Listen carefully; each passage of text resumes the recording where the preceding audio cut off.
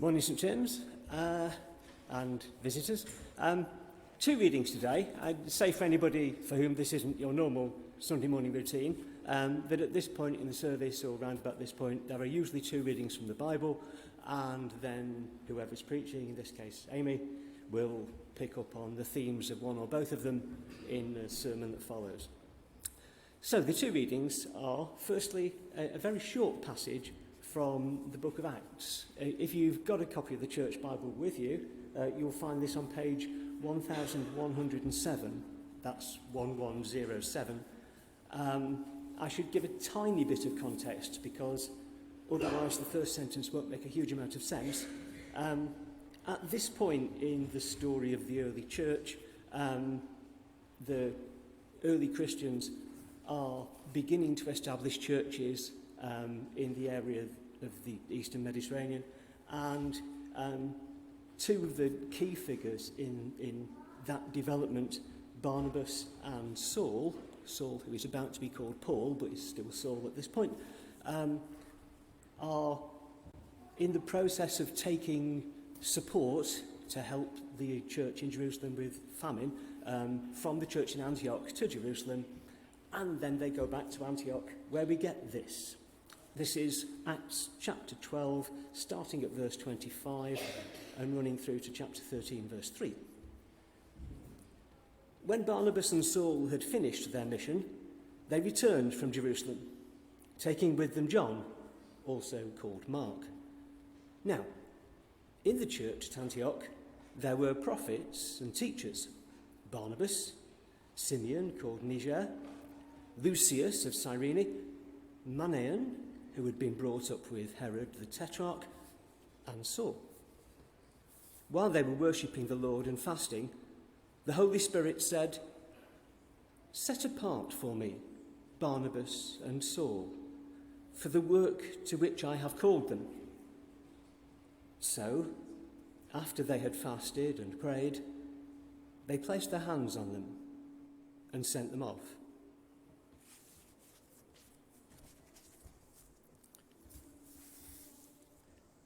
The second reading is somewhat longer. This is from Luke's Gospel, and this picks up the narrative of Luke's Gospel at almost the end. Jesus has been crucified. 3 days have passed. His disciples are baffled and bewildered, and two of the wider group of disciples are walking along the road to a place called Emmaus, when they meet with a mysterious stranger. This is Luke chapter 24, starting at verse 13 and running through to the end of the chapter, which is verse 35. Again, if you've got a church Bible, this is on page 1061, 1061. So, Luke chapter 24, starting at verse 13. Now, on that same day, two of them were going to a village called Emmaus, about 7 miles from Jerusalem. They were talking with each other about everything that had happened. As they talked and discussed these things with each other, Jesus himself came up and walked along with them, but they were kept from recognizing him. He asked them, "What are you discussing together as you walk along?" They stood still, their faces downcast. One of them, named Cleopas, asked him, "Are you the only one visiting Jerusalem who does not know the things that have happened there in these days?" "What things?" he asked.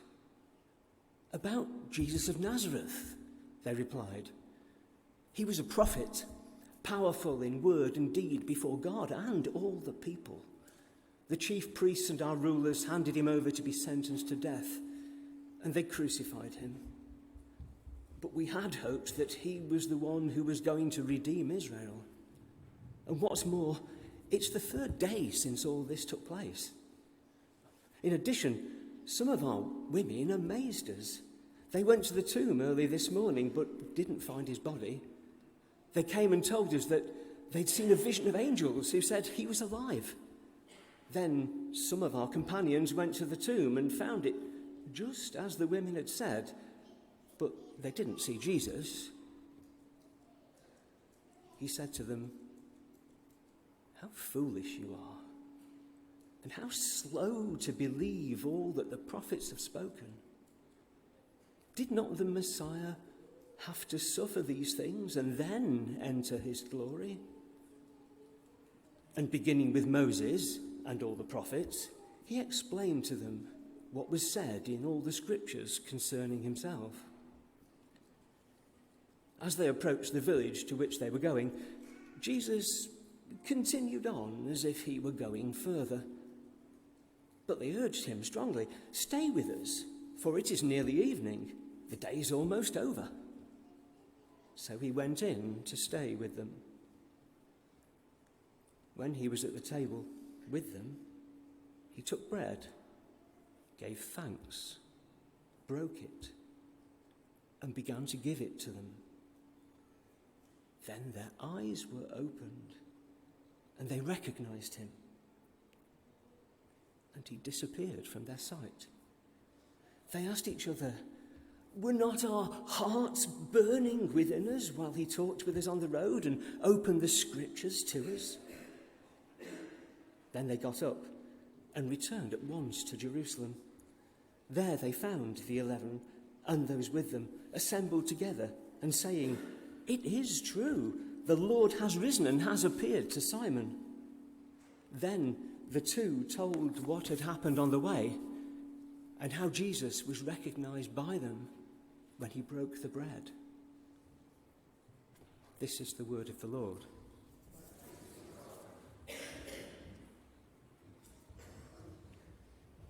Good morning, everyone. Can you tell me what day it is today? Who's that? St. George's Day. Well done. Yes, that's my first question. I've got a few others, and I thought it might be quite fun to start with a little quiz to see how much you know or don't know about St. George. I'll give you a clue. We know a lot less than we actually know. That we know less than we do know, if you know what I mean. So this is a little true or false quiz. All right. So here's my first question. St. George was English. True or false? False, you're right, yes. So he was born in Cappadocia, which is what is now modern-day Turkey. Probably never came to England in his life. St. George fought in the Crusades. True or false? False, thank you.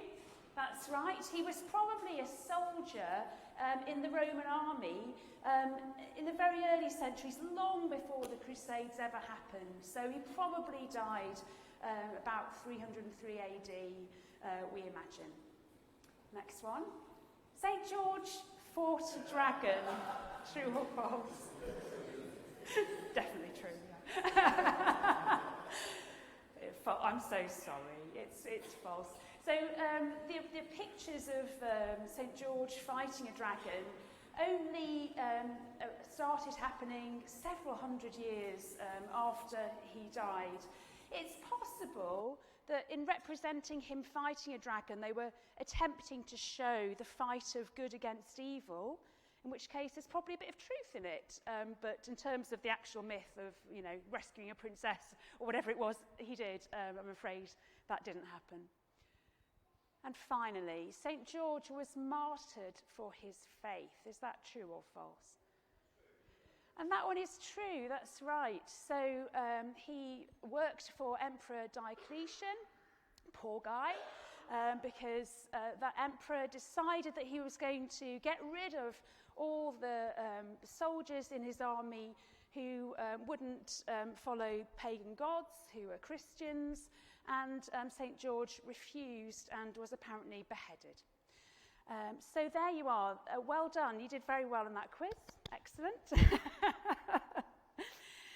we don't know very much about the real St. George, apart from roughly when and where he lived and the fact that he was a soldier. But we do know that he gave his life for his faith. And so he's come to be this great emblem of faithfulness and courage. We see that in St. George's Cross, of course, today.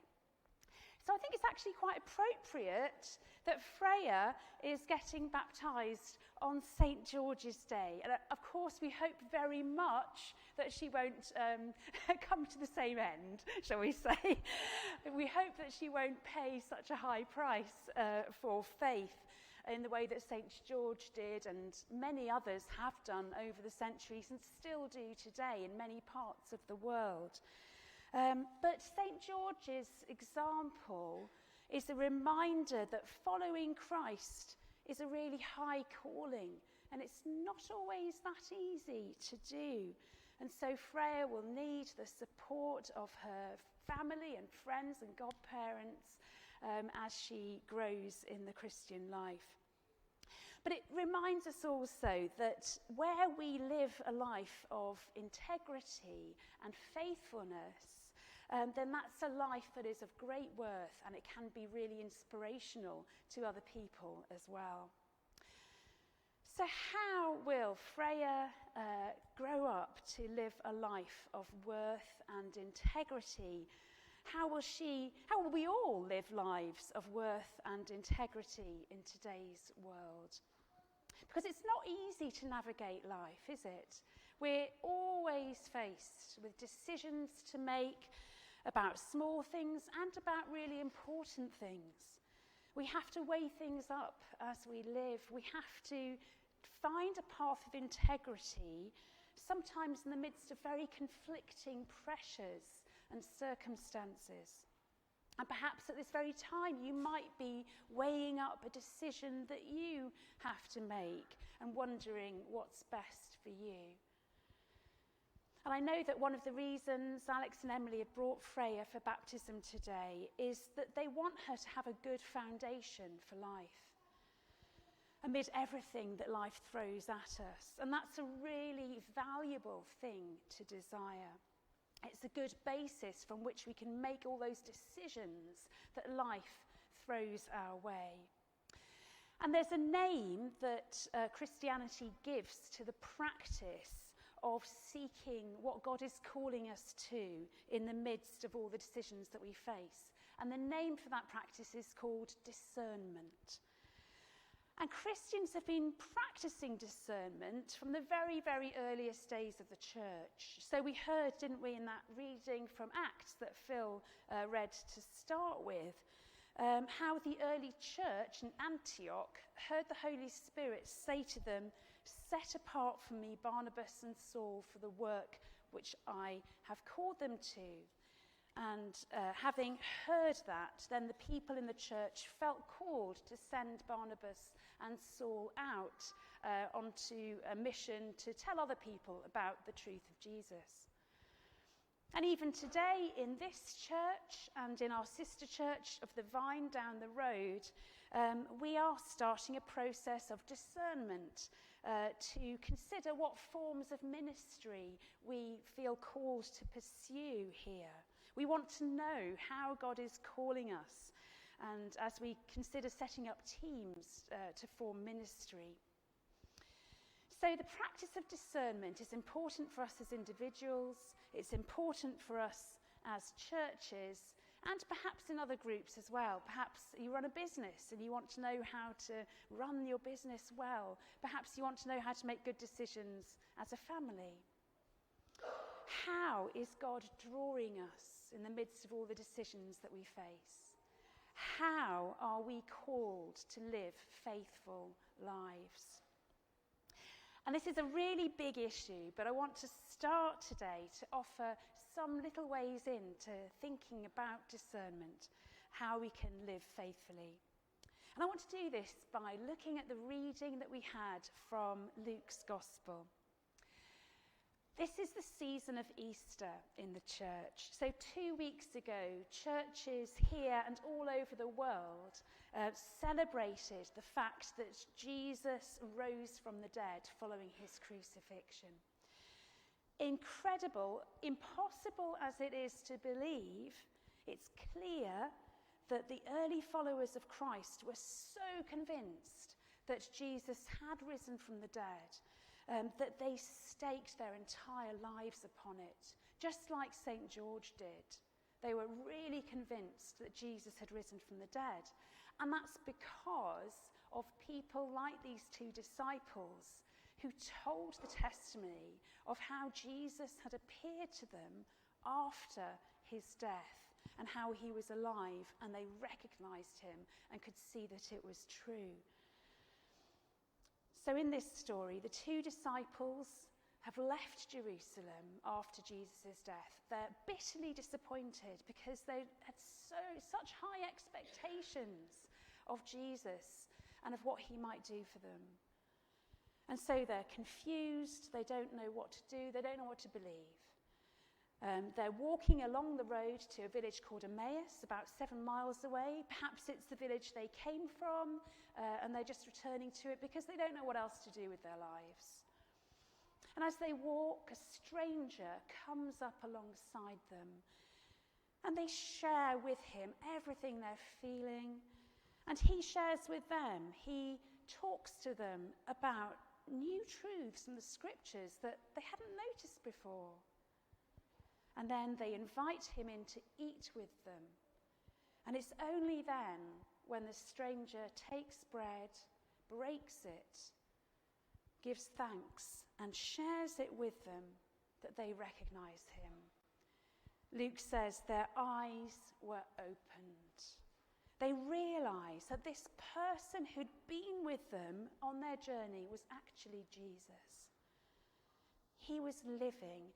And then with hindsight, they could look back on this journey they'd been on and notice the effect that his presence had on them. Luke says, they say, were not our hearts burning within us while he talked with us and opened the scriptures to us? And so, having travelled all this way, 7 miles to Emmaus, they immediately get up and rush back to Jerusalem, even though it's presumably dark by this point, to tell everyone what has happened.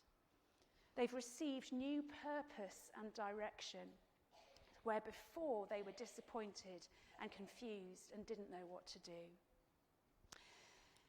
So I wonder what principles we might draw from this story for us as individuals and as a church as we seek to be discerning.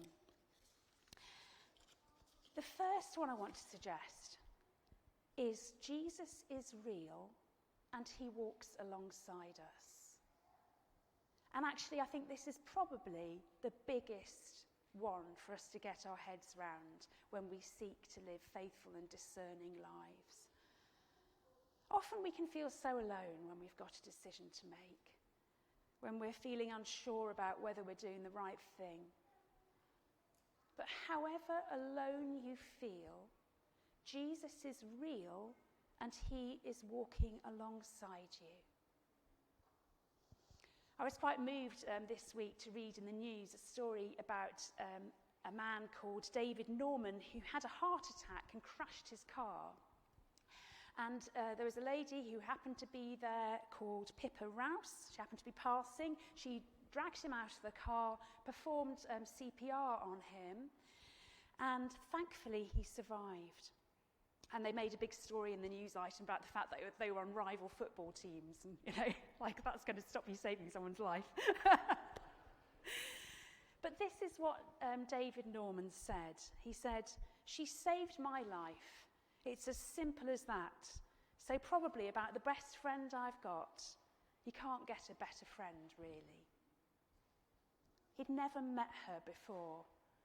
He didn't know her. But he knew that she had saved his life, and that made her his best friend. And even if we've never encountered the risen Jesus before, he is the one who died to save our life. He is offering us his friendship. And even if we feel alone, humanly speaking, we might discover that he is actually the best friend that we have ever had. Jesus is real, and he walks alongside us in all that we face in life. And the biggest step in discerning how God is calling us is to know that we don't make our decisions alone. And actually, whatever decision we make, whether we make right decisions or wrong decisions, it's impossible for us to fall outside of God's love. Psalm 139 says, "Where can I go from God's Spirit? I can't go anywhere from him. He's always there. He's always with me." I think that takes the stress out of decision making, really. A second principle, God communicates with us. God is always speaking to us, whether that's as individuals or as a larger group of people. He speaks at different times, he speaks in different ways. He might speak through dreams, he might speak through visions, he might speak through prophecies or messengers. He might speak through the Bible, he might speak through tradition of the church, he might speak through our experience, he might speak through our reason, he might speak through nature and things that happen. So discernment is effectively the spiritual practice that accesses and seeks to understand what God is already saying. So in the story of the road to Emmaus, Jesus was speaking directly to the disciples, wasn't he, when they were on their journey on the road. And he was also showing them how the scriptures contained God's revelation to them. And then in his gesture of breaking the bread and sharing it with him, that's his ultimate act of revelation. That's really when the disciples actually see him for who he is. And it's only afterwards that they realise, gosh, God was speaking to us all along. We didn't realise, but he was speaking to us. They knew it because their hearts were burning within them. So much of discernment is about training ourselves to notice, to be aware of the fact that God is already speaking to us. And sometimes we can practice this when we're out and about, when we look at nature. Train yourself. How is God revealed in what I'm seeing, in this beautiful sunset, in this little flower, whatever it is? How is God revealed in this?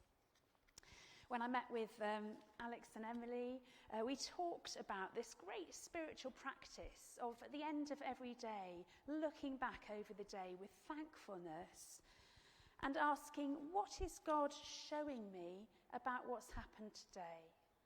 When was he present with me, even perhaps if I didn't realise it at the time? Can I perceive his voice? What gifts did he give me? What moments of grace were there today? And if we do that every day, we build up our awareness of how God is always speaking to us, always communicating himself to us. And finally, discernment may change your life. I love the fact that these disciples, having suddenly realised that they saw Jesus and gone all these miles on foot to Emmaus, get up and run all the way back again. I love that. The fact that they have seen Jesus has given them this great sense of purpose and urgency, and they completely change direction. And that can happen when we truly discern God. And I think as we seek to live discerning and faithful lives, part of that is being willing to say, if I really can hear your desire, God, I'm going to follow it. I will seek to follow in your ways. Who knows what might happen? I'm going to end with a prayer from the book of Colossians, which is a really lovely prayer. And this is my prayer for Freya today, and it's my prayer for all of us. So let us pray. I ask God to fill you with the knowledge of his will through all spiritual wisdom and understanding, so that you may live a life worthy of the Lord and please him in every way, bearing fruit in every good work, growing in the knowledge of God, being strengthened with all power according to his glorious might, so that you may have great endurance and patience, and giving joyful thanks to the Father, who has qualified you to share in the inheritance of his holy people in the kingdom of light. Amen.